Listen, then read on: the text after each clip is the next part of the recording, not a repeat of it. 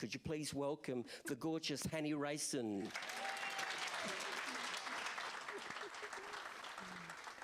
Thank you, Bruno. Well, it's so great to be here. I love coming to these events, as you know, and it really... I have friends in the industry and I'm dying to bring them. So one of my the person I really wanted to come was Andrew Knight. And to introduce him to you and you to him. So let me just tell you just a bit. Andrew was just a little anxious when Bruno was talking about the fact that rotundas had to be musical events, that we would require him to sing. Andrew has written, produced, or executive produced, we'll find out what the difference is in a minute, more than 1,000 hours of television. And executive produced and written 5 feature films. His writing and producing success is all the more notable for his ability to shift effortlessly from comedy to major drama. At various points in his career, he's enjoyed writing and producing the top-rating drama, comedy, mini and live programs in the country. He's considered by networks to be among only a handful of genuinely creative showrunners. His programs have won 48 industry awards, including AFI's, Logies, Augies, Screen Producers Guild, so on. And his films have played at festivals and won several international awards as well, including the People's Prize at the Cannes Film Festival.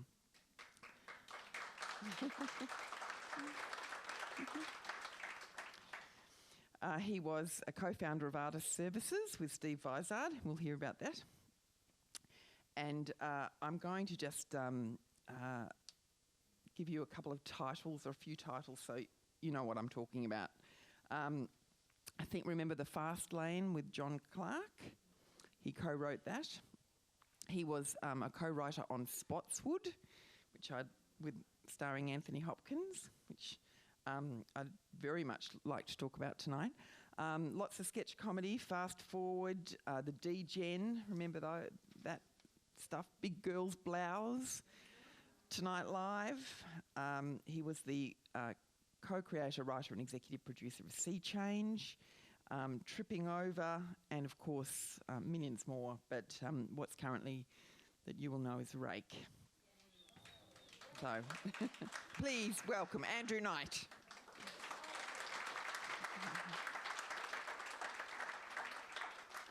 So this is a breathtaking CV, and I also happen to know that apart from being hilarious, you are a very kind and generous and compassionate person. What kind of family produces someone like you? My mother was a drug mule. My father was Julian Knight, of the Hoddle Street Massacre. I don't know. I can't lie too much. I've just discovered my cousin's here. I grew up in Burwood, which is the kind of San Andreas fault line of the middle classes. One shudder and you're poor, and one shudder and you move to Kew. That's right. I'd always thought of Burwood as being like Kafka country, really. Oh, it is absolutely Kafka country. I had a conversation once with Barry Humphries about it, and we were trying to work out who had the most boring childhood. And he said he was claiming victory, and I said, he of course grew up in Ashburton. Camberwell. Oh, Pardon me. Yeah, Monomeath Avenue, Christowell Avenue, and he. Isn't that interesting? The fact that we would actually know the street that Barry Humphries grew up in. Oh, okay. But we talked about it, and he said, I said I was from Burwood, and he said, well, okay, which side of Bath Road? And I said Clonard. I said on the Ashburton side of, and he said, okay, off Clonard Street or Madeline Street? And I said, between the two. And he said, okay, you win. really was. That's it. Apart from anything else, that is a very Melbourne conversation. Did you then proceed to say what school did you go to? Oh no, there was no, because I went to scum schools. It was a childhood significant for its absolute boredom. My father was well before the war. I always preface conversations to make him sound. I didn't expect to go back that far, actually, as we started. But anyway, my great-great-grandfather. I always preface it to make me sound more interesting, because there's actually nothing. In fact, my grandfather did the Knight family tree, and he took it back to 1785, and he abandoned it because there was no one interesting. No one, just generation upon generation of filing clerks. My father was a musician before the war, and had his own radio programs, and he was a very cool guy before the war. And he came back, and the war was not good. Adolf Hitler had decided to interfere with his career. And I think he would have had a very different life, like most of the guys in the suburbs when I was growing up. The suburbs were riddled with a whole lot of men who were just craving normalcy. They'd come back from a war, and all they wanted to do was edge lawns and mow regularly and fix the hinge. There was a lot of hinge fixing going on in my house. And it was always, as you've told me before, he was always worried about parking. Oh, parking, a major problem in my family. Yeah, well, he never took my mother anywhere for fear of parking. You'll never get a park on a Tuesday night in the city, darling. No. He used to recommend places on the basis of parking. You should join Rotary, son. They've got parking's excellent.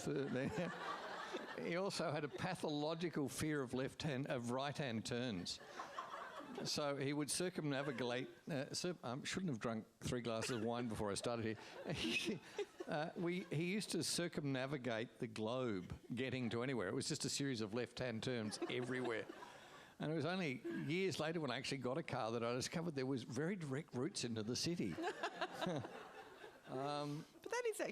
that's quite poignant what you say about that search for normalcy. I had not really put those things together, but that's quite right. Well, these guys had seen the devil, and they really had seen.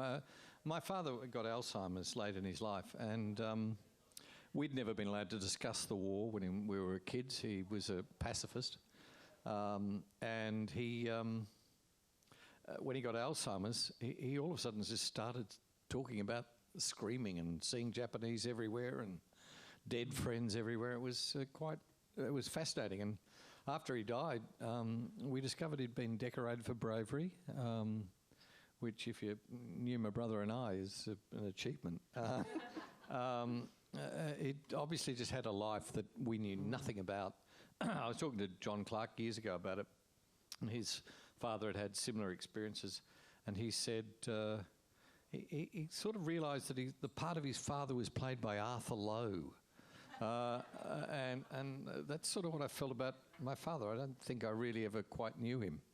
And my mum was a terrific woman, but she's very bright, very, very clever woman who was having a great time during the war and was about to go to university, and the boys came back.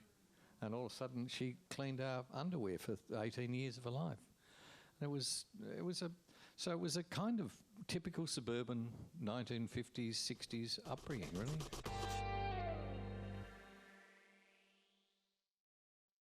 Do you have a sense of what a suburban upbringing, how that shaped your writing? Yeah, I do. It absolutely made me want to escape it. So I became obsessed with any idea that took me out of that. And I think it actually shaped a lot of the narrative stuff I did early on. I mean, it certainly shaped my humour. My brother and I, my brother is hysterical. And I think it was totally in response to the tedium I mean, we lived in a suburb where trees were man's natural enemy. There was great fear of the silver birch, that it would destroy the concrete driveway.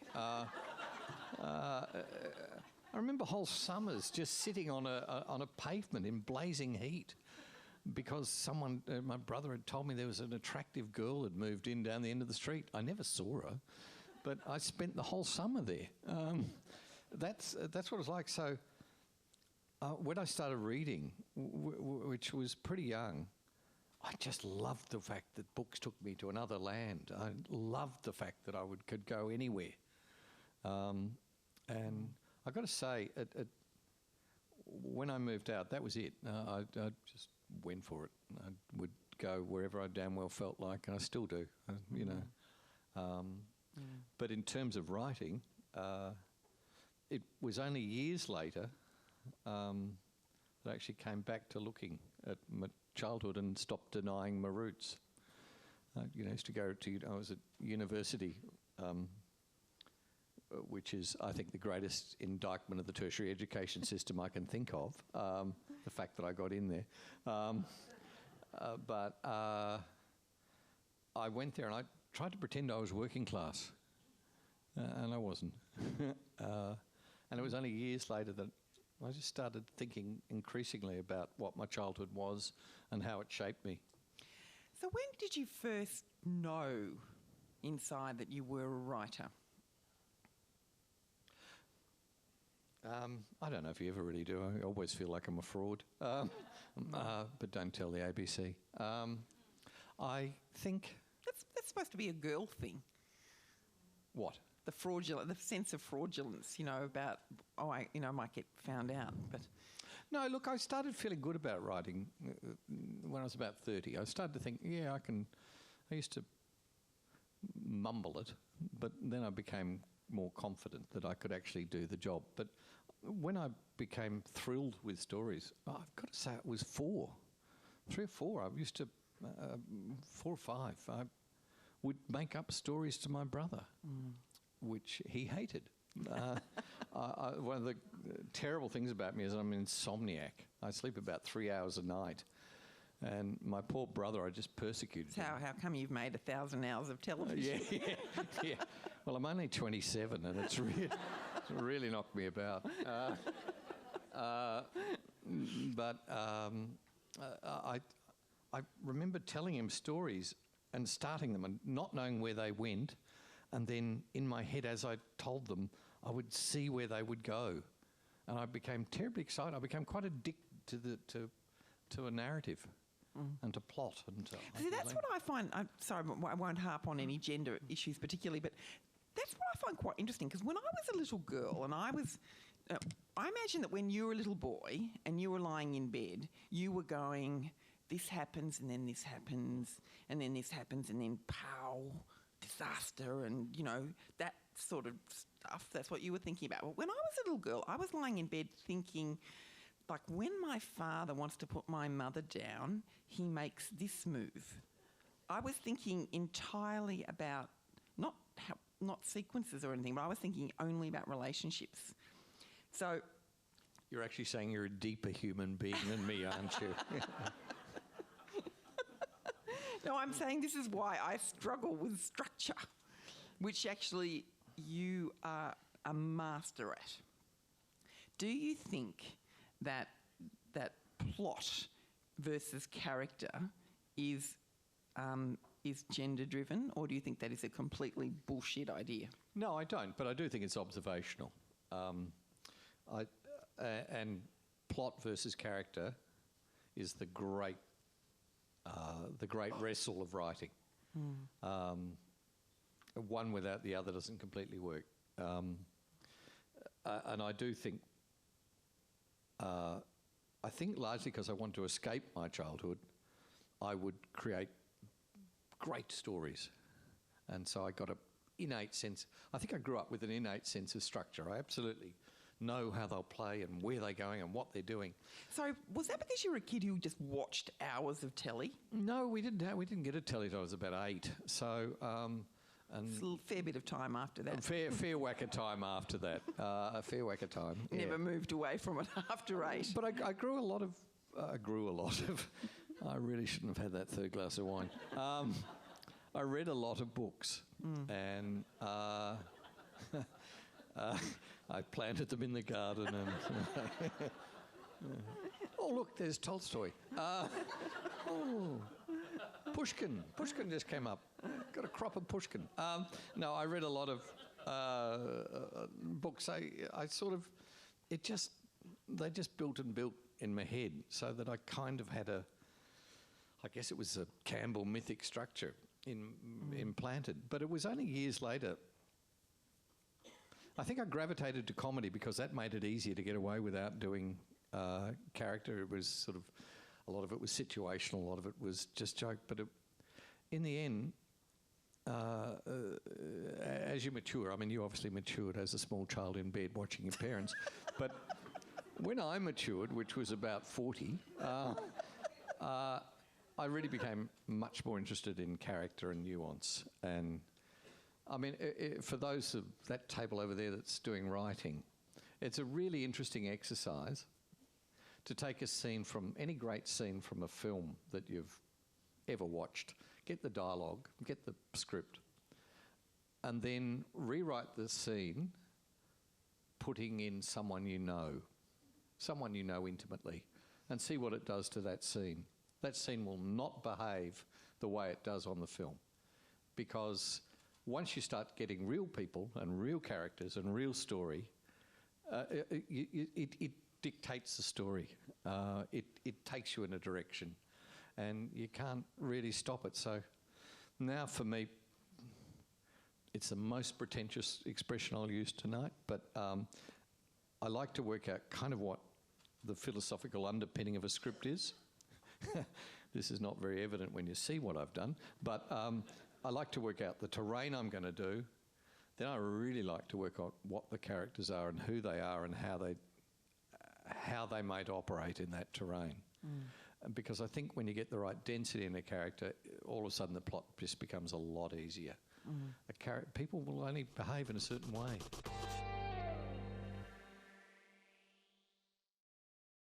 But I mean, you do really traverse incredible territory. Like, you started out, so you went to university. Let's just briefly talk about sketch comedy, because that's actually how you started out. And like, we don't really see that on television all that much now. But when I went through the list of all of that stuff that you guys did with Artist Services, I mean, it was on TV almost every night. There was a sketch comedy.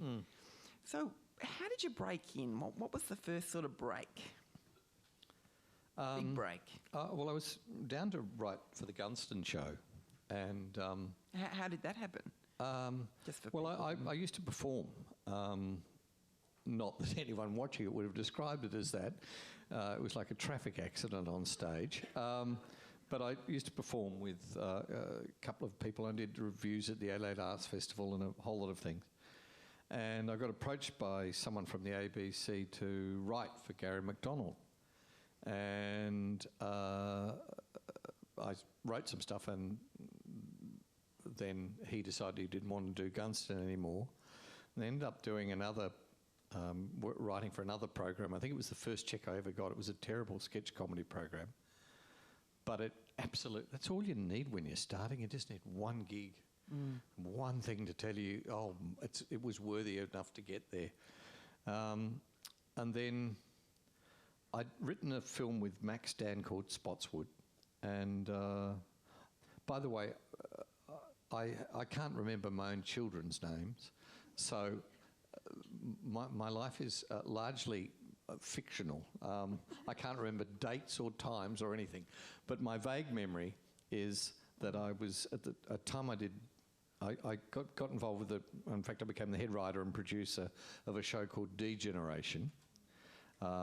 And I was doing a film called Spotswood at the time. And can I just ask, do you remember Spotswood? Because I really, these people are from the West. Spotswood is a love story to the West. Yeah, it is. Yeah. Yeah. How did you get mixed up in Spotswood from a boy from Burwood? Well, the guy I wrote it with, Max Dan, he grew up in Spotswood, and I'd worked after completing a very successful university degree with honours in English and history, I was able to get myself a job with Bristol Paints factory.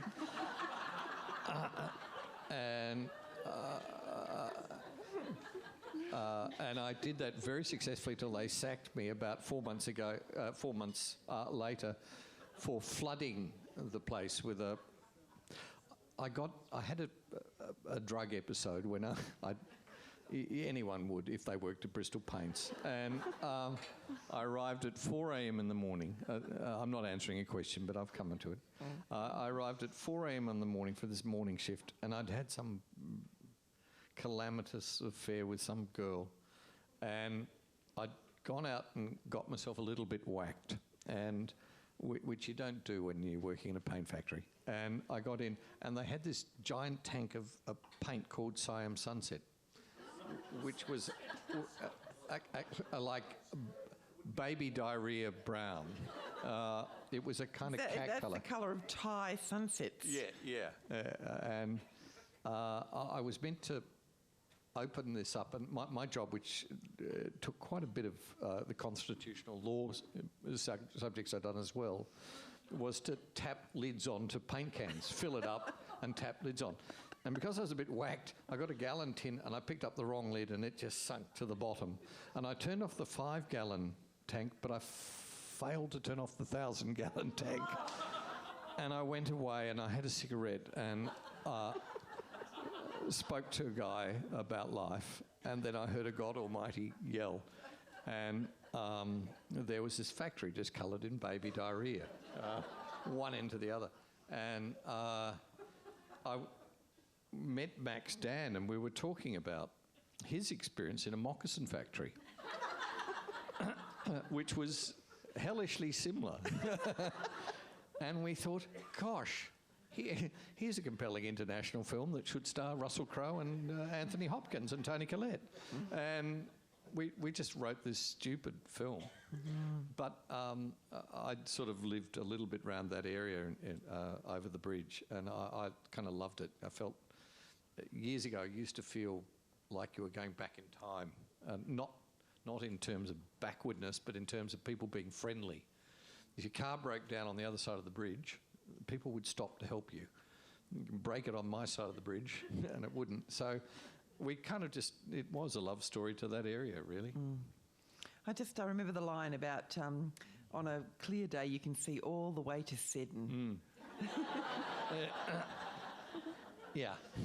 Whenever I'm there, I always say to myself, on a clear day. Yeah. Really fantastic. Okay, so what was Anthony Hopkins like to work with? Well, everyone thinks writers spend heaps of time with actors. I spent a couple of interesting lunches and meals with him, and I found him unknowable, but a really interesting man. He said something that I thought was absolutely fantastic, which is the only anecdote I have about Tony. Tone? Yeah. The Tonesmeister and I were having lunch, and there was this terrible line I'd written in Spotswood, absolute dunger of a line, and I apologised for it, and I said, I will change it. And he said, no, you will not change that line. I went, but it's terrible. He said, oh yes, it's an awful line. And I said, well, I'll change it. It's just, I just haven't got round to... He said, no. When I work out how to say that line, I'll have the character down. And I thought, you get so many actors now who will just go, oh, change this, do that. He was one of the great actors of our time who just actually works material. And and actually, I've got to tell you, it's one of the best lines in the film. It is just terrific moment in the film. He's just ticking off saying to a guy, and he delivers a line which is terrible. It is, we are not the same person. But if you see the way he does it, it's fabulous. He bottles up all this emotion. It's terrific. So that's my one and only Tony story.